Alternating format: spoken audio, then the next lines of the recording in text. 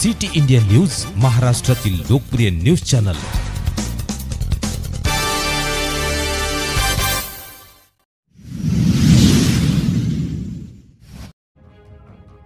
नानादेवी पुलाचे काम परिपूर्ण करण्याची मागणी।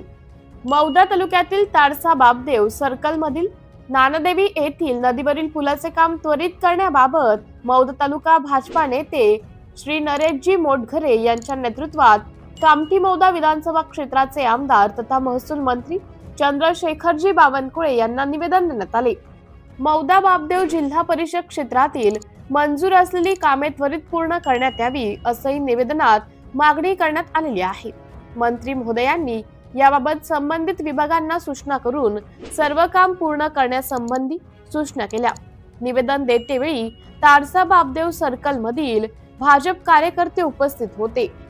सिटी इंडिया न्यूज साठी तालुका प्रतिनिधी लक्ष्मण मदनकर मौदा।